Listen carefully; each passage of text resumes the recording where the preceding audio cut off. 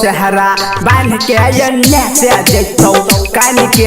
जैतौ सहरा बांध के एने से जैतौ कान के थाना फौदारी केकरो से नहीं डरबोगे हर मुठा लाठी से के कपार फरबोगे हाँ मुरला लाठी से के कपार फरबोगे हाँ जे जैतौ सहरा बांध के एने से जैतौ कान के जैतौ सहरा बांध के एने से जैतौ कान के थाना फौदारी केकरो से नहीं डरबोगे हर मुठा लाठी से के कपार फरबोगे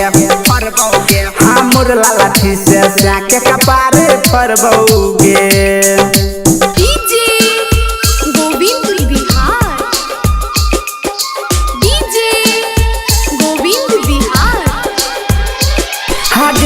दुल्हा के धोती फेर के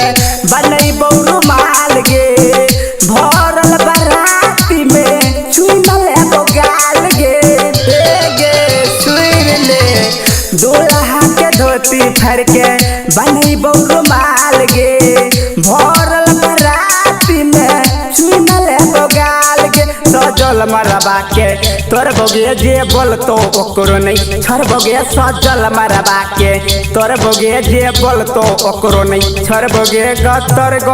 रसाबे के ससरबोगे हर मुठा लाठी से के कपार फरबोगे हाँ मुरला लाठी से के कपार फरबोगे।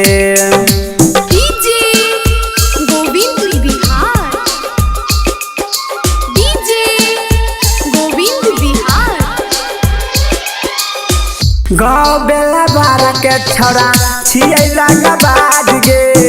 पवित्र प्रेमी पेरा भोल छोरा तौने याद गे छोरी सुन ले हाँ गाँव बेला बारा के छियै लगाबाज गे पवित्र प्रेमी राजा छोरा तौने याद गे हमरा से कर ले शादी गे नहीं होय तो तोहरा बड़ा बादी गे हमरा से कर ले शादी गे नहीं होय तो तोहर बड़ा बादी गे सातो जन्म नहीं साथ तोहर छरबोगे हर मुठा लाठी से के कपार फरबोगे हर थिया लाठी से के कपार फरबोगे मान जोने तो बर्बादी ना जतो।